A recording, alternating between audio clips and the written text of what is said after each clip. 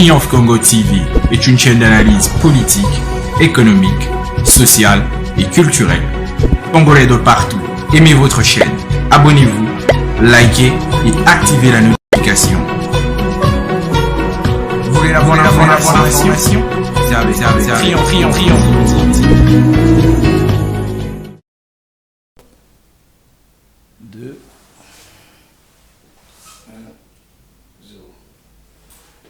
Eh bien, aimables téléspectateurs de Triomphe Congo Télévision, votre média en ligne, nous voici encore une fois avec un nouveau numéro où nous allons nous rendre à Kolwezi, donc dans la province du Lualaba, où nous allons parler de l'actualité qui est totalement chaude.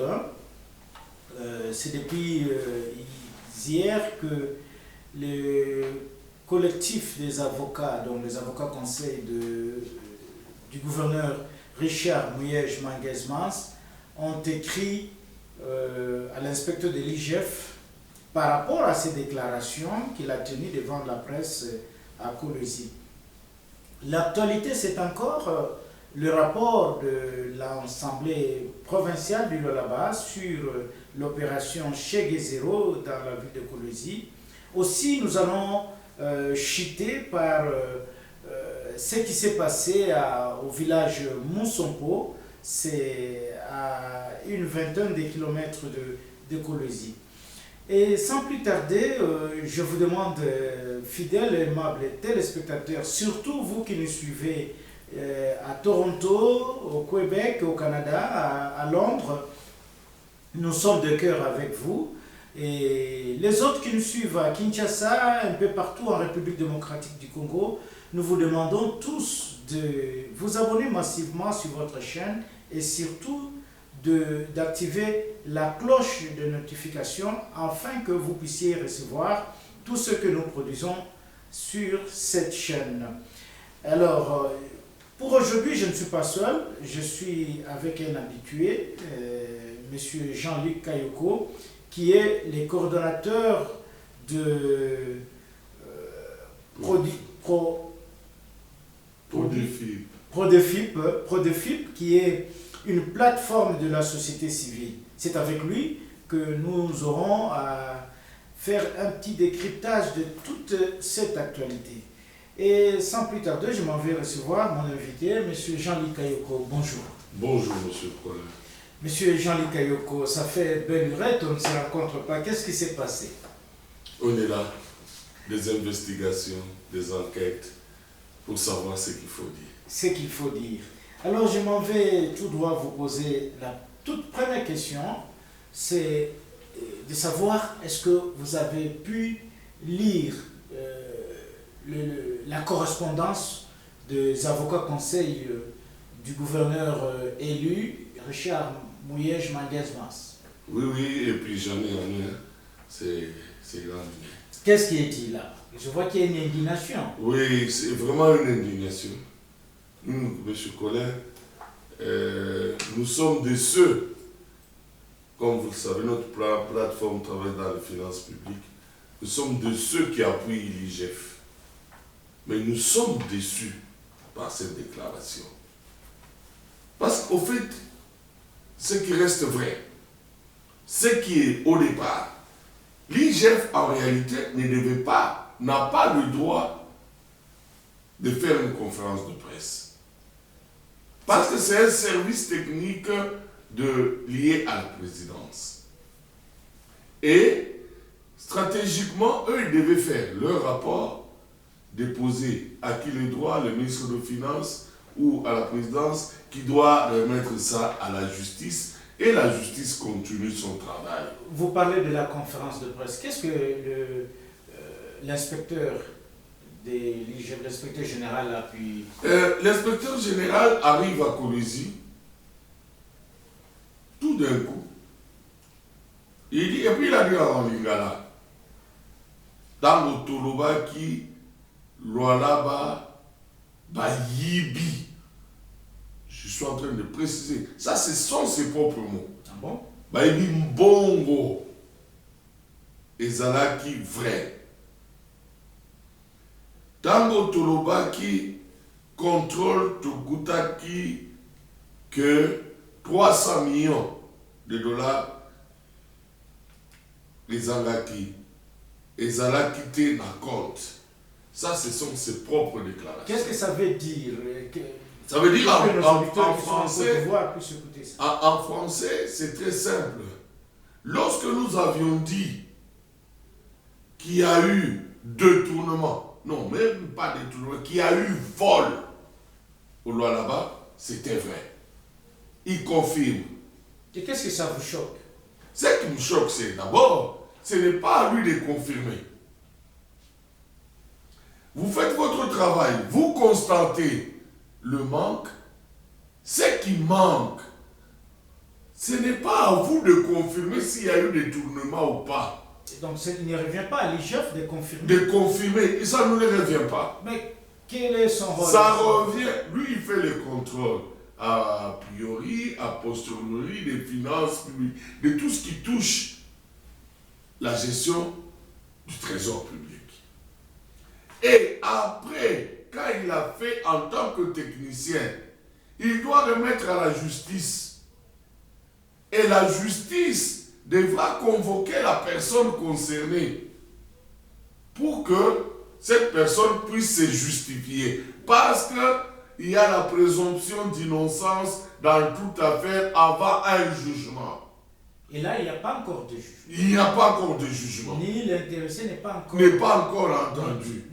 Ni notifié par non. Et donc, comment l'inspecteur peut... Et c'est ça le spectacle.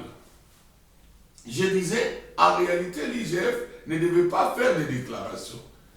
Mais ils ont porté une nouveauté en disant, en déclarant, on persuade les gens de ne pas voler, de ne pas détourner. Moi, si j'ai eu l'entretien approfondi avec l'IGF, la politique de déclarer, c'était pour persuader les gens à ne pas voler.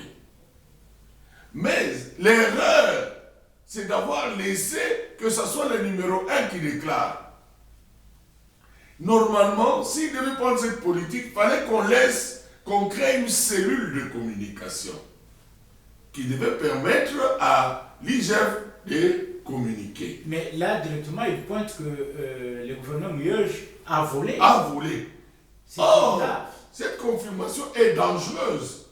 Pourquoi? Et poursuivable en justice. Pourquoi c'est dangereuse? Parce qu'on ne l'a pas encore entendu. Il jouit de présomption d'innocence. Et l'argent manqué dans un compte ne signifie pas un détournement. Il peut avoir été dépensé et que pendant que vous faites le contrôle, tous les justificatifs ne sont pas encore là. Donc ce n'est pas encore confirmé. Et dans le contenu de la lettre, les avocats disent que les moyens de défense ne lui ont pas été... Effectivement, ce sont les moyens de défense. Et puis, nous devons être à un certain moment sérieux. Nous appuyons le travail de l'IGF, nous en tant que plateforme. Mais des déclarations comme ça diminuent toute une institution. Ah bon? Ça diminue toute une institution à cause d'un individu. Monsieur Jules doit faire attention. Et c'est pour ça que nous allons déclarer aussi à la présidence, demander un service qui doit contrôler l'IGF. Parce qu'en définitive, l'IGF ne sait pas qui le contrôle. Donc, ils sont en train de... Bon, c'est un électron libre maintenant. Est-ce que vous pensez que l'inspecteur général, en organisant cette conférence de presse, a été motivé par quelque chose? Oui, parce que c'est scandaleux d'abord. Cette conférence de presse, vous pouvez vous rendre compte que ça soit à côté d'une personne illégitime qui n'a pas été élue, qui gère toute une province stratégique, et cette province stratégique, elle dépense au-delà de ce que celui qui assume les affaires courantes doit dépenser. Et ça, monsieur Jules, qui envoie tous les jours les inspecteurs à Polésie, nous nous posons la question pour quelle motivation, ne dit pas exactement quels sont les vrais rapports qu'il faut sortir depuis 18 mois. Parce que quand on parle de 300 millions, Donc on veut dire toute la gestion, c'est pendant 10 ans du gouverneur élu, on n'a pas trouvé 300 millions. D'accord. Mais aujourd'hui, est-ce que M. Jules peut justifier l'argent avec lequel l'actuel intérimaire va construire les maisons à Goma? C'est sous quelle ligne budgétaire? Est-ce que ça respecte la loi financière? Elle veut aller construire au Kassai. Est-ce que ça... L'argent de quoi ça, des chèques des zéros, dont il ne sait même pas nous donner quel est le vrai chiffre. Est-ce que M. Alingete a posé toutes ces questions? Est-ce que M. Alingete peut faire une conférence de presse autour de ça? Donc, ça veut dire que M. Alingete est parti trop vite en maison. Il commence à jouer même ce qui n'est pas son rôle. C'est le mal d'avoir la première personnalité d'une institution faire des déclarations. Parce que vous risquez d'aller au-delà de vos attributions. Oui, c'est un sérieux problème, mais je voulais savoir, est-ce que la loi financière autorise à un gouverneur d'une province X d'aller faire des constructions ou faire des dons à une autre province? Est-ce que la loi financière autorise? La loi financière n'autorise pas. Et pourquoi ça, c'est seulement au Lualaba que cela est... Oui, mais l'inquiétude que nous avons, pourquoi toutes ces grandes institutions, l'IGF, sur une institution où toute la population appuie pour que nous puissions stabiliser notre économie, est salie et à Lualaba? Pourquoi? Quelle est la motivation que M. Alingete a eue au Lualaba pour faire cette déclaration-là? Pour salir. Ça, c'est salir toute une institution. Et ça, je suis en train de me poser la question. Ce n'est même pas trop longtemps qu'on a sali Kanyama Kassese, un grand projet d'encadrement de jeunes au Lualaba. Nous allons y revenir sur Kanyama Kassese, mais concluons un peu les dossiers du gouverneur Richard Muyej. En conclusion, comment vous réfléchissez, vous, en tant que société civile, par rapport à toutes ces déclarations, Assemblée provinciale, IGF, mais qu'est-ce qu'il faut? Quelle pourrait être la solution dans tout cela, pour qu'il y ait une voie, que le gouverneur lui puisse rentrer au Lualaba? Oui, moi je pense que maintenant les choses sont en train de s'éclaircir. Comment ça? Donc le fait que M. Jules confirme qu'il y a eu des tournements, mais il n'y a jamais eu de procès. Donc les autorités de Kinshasa jouent un mauvais jeu. Il y a de l'hypocrisie, il y a même de la concussion, même de la corruption à l'intérieur. Et est-ce que l'IGF a transmis le rapport au niveau de la justice? Oui, mais il devait se taire. Parce que c'est ça son niveau d'arrêt. C'est à la justice. Mais maintenant, nous allons nous poser la question. S'il confirme aujourd'hui, parce que c'est une déclaration de confirmation, pourquoi est-ce que la justice n'a jamais convoqué les concernés? Qu'est-ce que lui, Jules Alingete, a fait pour que ce dossier puisse prendre fin? Au lieu d'aller faire des déclarations de confirmation dont il n'a pas le pouvoir. Non, il y a quelque chose qui ne va pas. Et puis, à côté d'une personne illégalement assise. C'est dangereux. Qu'est-ce qui se passe? Est-ce que les gens... Je me pose la question, est-ce qu'il a été envoûté? Lorsque vous parlez d'une personne qui est illégalement assise, vous voulez parler de la vice-gouverneure? Oui. Madame Fifi Masuka. Oui. Madame Fifi Masuka, si aujourd'hui notre Jules confirme qu'il y a eu des tournements de 300 millions, donc ça veut dire que le gouverneur élu doit être déchu. Effectivement. S'il doit être déchu, donc il doit y avoir des élections. Mais il faut que cela soit... oui, mais parce que je le dis, Donc ça veut dire que tout ce jour-ci, malgré qu'ils étaient en conciliation de compte avec le gouverneur élu, eux, ils l'avaient déjà déchu d'une autre manière. Alors maintenant, nous allons exiger que ce rapport-là soit traité à haute voix. Parce que si ce rapport-là existe, où M. Jules Alingate, chef des services de l'IGF, confirme, comme il l'a confirmé, comme il vient de le faire, donc nous devons aller avec lui jusqu'à la fin. Donc il y a une complicité entre M. Jules, la justice, contre les droits fondamentaux du gouverneur élu. Richard Miège. Richard Miège. Parce que ça devient un jeu de cache-cache. Les jeux de top. Donc, on doit arrêter les jeux de top parce que maintenant, vous savez, tout peut aller, mais Dieu s'élève le dernier. Dieu s'élève maintenant. On commence à découvrir que M. Jules a déjà confirmé qu'on a détourné. Mais en attendant que la justice ne puisse s'entendre le concerner. Donc maintenant c'est la lumière. Et la Bible est très claire au-dessus. La Bible dit tout ce qui est dévoilé est condamné. Donc leur complicité, leur jeu vient de prendre fin. Et tout l'argent qu'ils sont en train de bouffer du loi là-bas pour jouer à ce jeu va prendre fin. Nous allons leur poser aussi la question, tout cet argent que vous avez perçu là, c'est sur quelle ligne budgétaire? Voilà, je crois que c'est un dossier à suivre, M. Jean-Luc Kayoko. Nous allons aborder le deuxième sujet qui est sur le rapport, parce qu'il y a peu de temps, nous avions parlé du scandale qui s'est passé dans la ville de Colosie, où on a vu des gens arrêtés, envoyés à Kanyama KCC, ceux qui refusaient, il y aurait même de morts. Ceux qui refusaient, selon certaines sources, disent qu'on aurait tiré sur eux. Alors, aujourd'hui, il y a le rapport de l'Assemblée provinciale du Lualaba. Qu'est-ce que vous pouvez un peu dire à nos auditeurs? Qu'est-ce qui est sorti de ça? Et aussi, par rapport, parallèlement aussi au rapport du vice-ministre et ministre de l'Intérieur.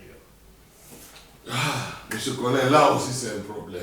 Ils sont en train de me poser la question, Lualaba est en train de gober tout le monde. Lualaba est en train de faire perdre raison à tout le monde. C'est comment? Vous dites ça? C'est une déclaration? Oui. Parce que je me dis, amis, ils ne savent même pas les chiffres. Hein. Ce qui est encore scandaleux, que Jules devait poser la question aussi. Vous parlez de 200 000 $. Ils ont dit plus ou moins 200 000 $. Donc le chiffre n'est pas déterminé. Donc ça peut être dépenser $1 million en disant, en parlant de 200 000. Parce qu'ils disent plus ou moins. Ils n'ont pas déterminé le chiffre. C'est encore à vérifier. Vraiment. Ils ont dit, ils vont aider ces enfants jusqu'à Kanyama KCC. Or, cette opération-là a eu lieu au Katanga 3 fois. On n'a jamais assisté au scandale. Non, 2 fois. La 3e fois, c'est en préparation. Oui. 2 fois ou 1 fois. Mais l'opération s'est déroulée normalement. Il y a eu même des volontaires. Il y a eu même des volontaires qui sont passés. Mais comment est-ce qu'une seule fois, on est là-bas? C'est d'abord des dépenses de l'argent, ce sont des scandales, ce sont des familles jusqu'aujourd'hui qui réclament. Nous profitons de féliciter le gouverneur Jacques Yaboula qui a quand même organisé. Oui, qui a même mieux organisé ici. Oui. Et ce qui est maintenant problème au là-bas, c'est que malgré tout ce qu'on a déclaré, toutes les dénonciations, le vice-ministre de l'Intérieur atterrit au Lualaba et refuse tout ce rapport. Pourquoi? Mais c'est ce que je suis en train de dire. Pourquoi quand ils arrivent à Lualaba, tous changent d'esprit? Je suis en train de poser la question. Donc quand vous êtes autorité de Kinshasa, vous arrivez à Lualaba, on vous envoûte, vous n'en savez plus réfléchir. Ils refusent le rapport de la vraie société civile. Qui disait quoi dans ce rapport? Ce rapport dit qu'il y a eu des morts, qu'il y a eu de mauvaises arrestations. L'opération était mal faite. Bref, c'était un scandale. C'était la catastrophe en quelque sorte. Oui, c'est ce que la société civile dit. Mais l'autorité de Kinshasa arrive, refuse les rapports de la société civile. Il prend les informations d'un mini-groupe formé, corrompu. Il prend en considération qu'il y a eu le rapport que l'organisatrice qui est Mme Fifi a fait. C'est ce qu'il prend en considération. Et maintenant, allons plus loin. Là, je commence à dire qu'il y a un réveil de conscience chez les députés. Comment ça? C'est aujourd'hui que vous les félicitez. Hier, vous les condamnez. Oui. Non, il faut les aider à faire leur travail. Quand ils ont bien fait, ils ont bien fait. Quand ils ont mal fait, ils ont mal fait. Moi, je pense qu'on doit être sincère dans tout ce que nous faisons. Ce réveil vient, reprend les éléments presque de la société civile. C'est quoi dans le rapport? Qu'est-ce que les honorables... Ils disent que c'était un scandale. Oui. Ils disent qu'il y a des responsables qui sont partis en réunion. Même un professeur d'université, il est parti. Il est parti. Ils disent qu'il y a eu des morts, qu'il y a eu des brutalités, qu'il y a eu des enfants qu'on a pris. Ça, c'est le rapport... Ça, c'est le rapport de la commission de l'Assemblée provinciale. Du Lualaba. Du Lualaba. Donc, ça veut dire qu'ils reconnaissent presque tous les faits qu'a relaté la société civile. Bon, maintenant, je me pose la question à ce moment-là. Le vice-ministre de l'Intérieur, donc il est parti vendre tout un ministère valable au Lualaba. Donc, ça devient encore troisième institution qui a été salie au Lualaba. Oui, troisième institution, comme vous le dites, mais qu'est-ce qui va se passer maintenant? Comme il y a les rapports de la société civile qui corroborent au rapport des honorables députés de l'Assemblée provinciale du Lualaba, mais qu'est-ce qui va se passer selon vous? Oui, le rapport je n'ai pas encore terminé, le rapport de députés a donné des exigences. C'est que le gouvernement doit aller chercher tous les responsables qui sont partis à l'Union-Gassese. On a dressé même la liste. Oui, sûrement. Ils ont même vérifié, en suivant, quand vous suivez l'honorable Kakwata, qui est le président de cette commission, je pense peut-être que c'est parce que lui n'est pas dans cette équipe qui voyage avec le gouverneur, c'est un député vrai. Pas le gouverneur, c'est la vice-gouverneur. Parce que le gouverneur, c'est M. Richard Muyej-Manguens. Merci. Donc, on a donné des recommandations très claires. Quelles sont ces recommandations? Donc, ce que je suis en train de vous dire, c'est de reprendre d'abord tous les responsables qui sont partis, c'est de dédommager les familles, c'est de remettre les enfants dans leur famille. Donc, c'est toute une série. Mais non, moi je suis en train de me dire qu'il faut qu'ils aillent plus loin. Par exemple, quand moi j'ai dit l'auteur moral de cette opération, c'est la vice-gouverneur. Mais je suis en train de m'étonner que le ministre de l'Intérieur, M. Deoda, veut prendre la tête. Et c'est lui qui passe au devant de la situation. Mais dans notre temps, il nie. Dans notre temps, quand il fait les interviews, il nie. Il dit, moi je n'ai pas donné l'ordre. Oh. Vous voulez me dire que les policiers se sont levés le matin, ils commencent à aller prendre les gens? C'est lui le patron de la sécurité. Non, mais il a oublié. Il a oublié. Et je suis en train de dire, nous devons faire attention avec le Lualaba. Je réitère encore mes intentions, c'est que le Lualaba aujourd'hui, c'est la capitale mondiale du cobalt. Nous avons fait les mêmes jeux ici en Mbuji-Mayi. La capitale mondiale du diamant. Aujourd'hui, rien.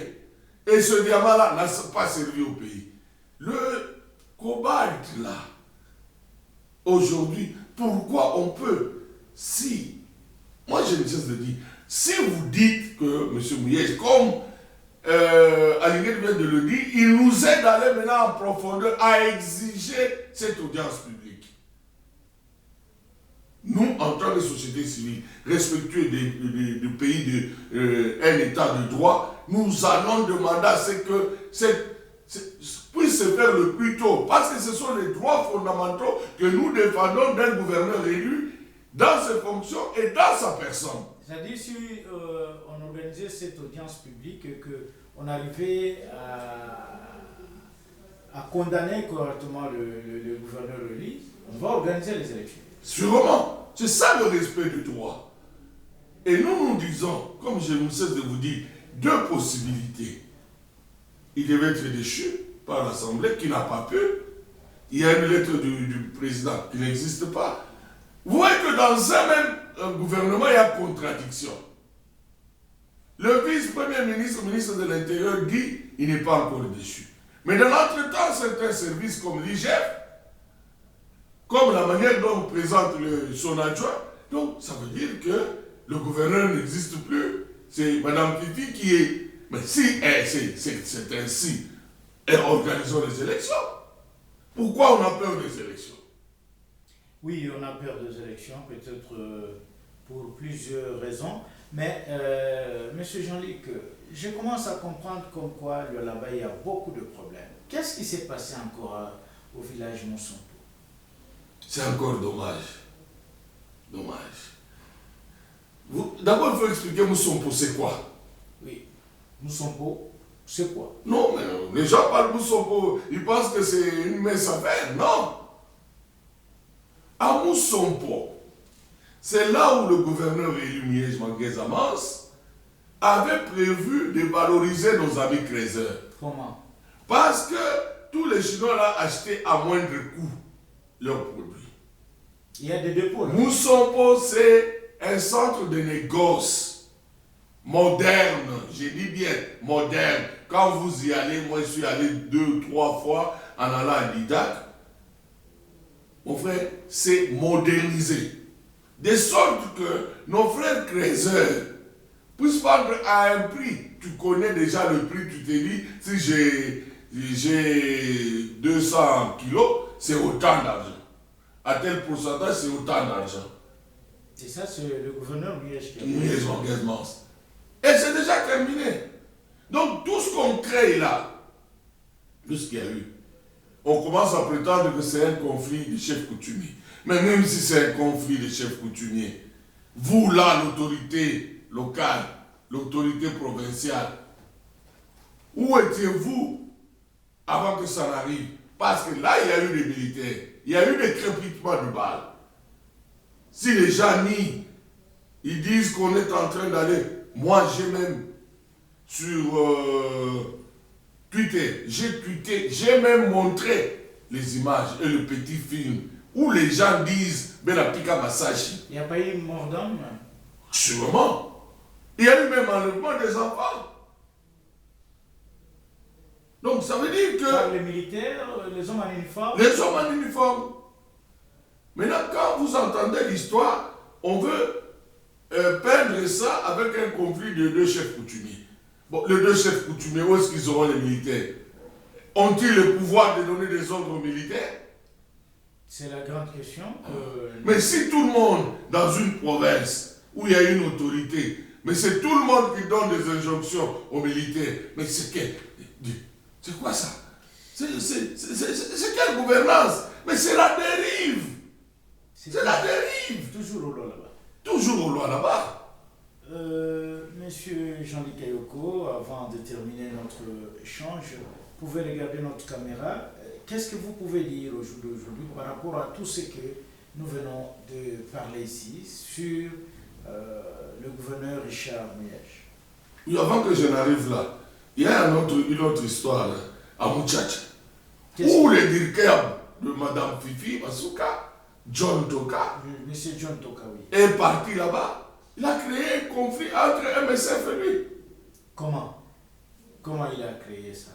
Papa, je ne sais pas comment les gens le font pour créer le scandale. C'est-à-dire, il a fait quoi, monsieur? Non, il a voulu chasser MSF et la société civile a dit non. Et la société civile a écrit une lettre. Il y a une autre lettre de la société civile qui décrit tous ces dégâts-là.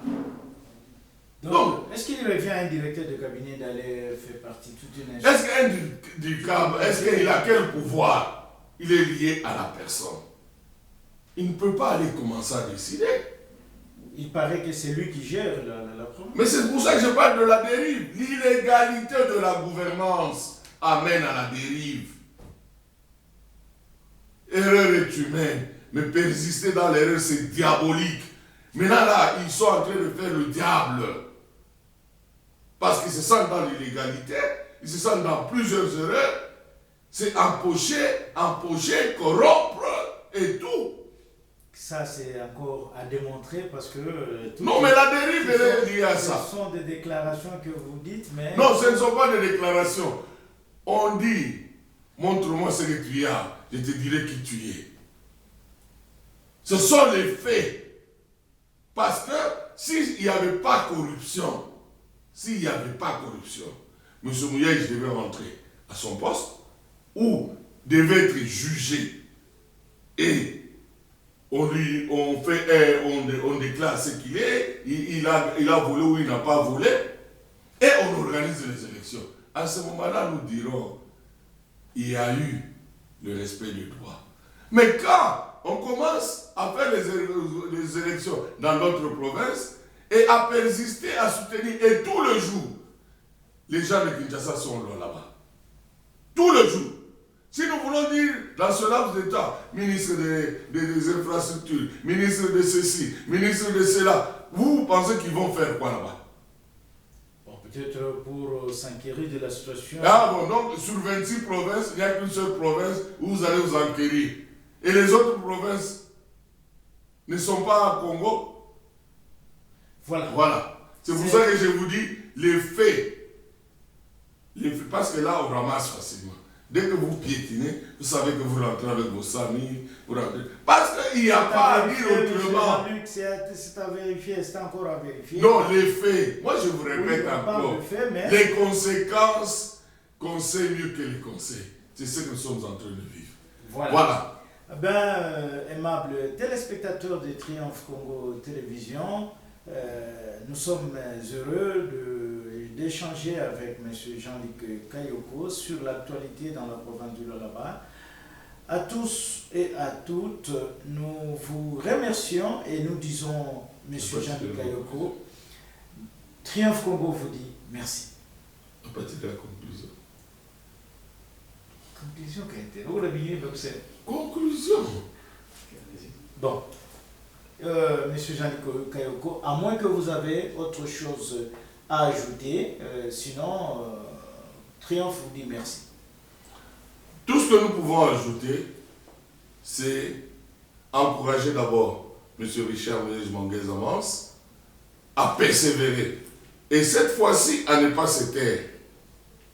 Comme il y a une déclaration déjà illicite, je pense qu'il est temps qu'on force, qu'on aille à la justice, qu'on force la justice à vous entendre et à donner un jugement pour que la province du Lualaba soit gérée d'une manière légale. Nous, en tant que société civile, comme je ne cesse de le dire, votre cas sera une jurisprudence qui servira à d'autres audiences. Et nous sommes avec vous et nous venons à Kinshasa pour que la justice, qu'on nous dise pourquoi la justice ne veut pas vous convoquer, pourquoi il y a des déclarations sur la rue. Nous allons exiger la vérité, comme M. Jules a commencé par le faire. Nous allons lui exiger qu'il nous donne le rapport aussi. Parce qu'il a déjà publié avant que ça ne soit... qu'il nous donne le rapport vrai de votre temps, qu'il nous donne le rapport vrai de votre absence.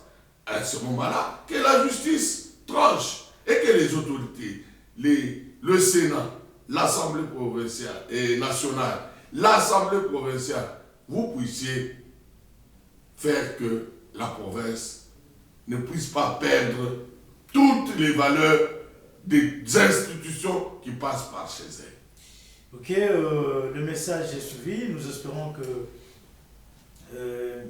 le gouverneur Richard Mouyej-Manguez-Amance va suivre tout ce que vous venez de dire ici, M. Jean-Luc Kayoko, et espérons aussi que les différentes autorités du pays qui suivront cette mission auront à trouver solution par rapport à ces dossiers qui ne fait que perdurer. Nous allons maintenant vers toute une année, 2 ans. 2 ans. 2 ans, ce n'est pas quand même normal. Dans un pays de droit, cela n'est pas normal. Alors, fidèles téléspectateurs de Triomphe Congo Télévision, nous vous disons merci et nous vous demandons de rester scotchés sur votre chaîne Triomphe Congo Télévision, média en ligne. Triomphe Congo TV est une chaîne d'analyse politique, économique, sociale et culturelle. Congolais de partout, aimez votre chaîne, abonnez-vous, likez et activez la notification. Vous voulez la bonne information? Triomphe.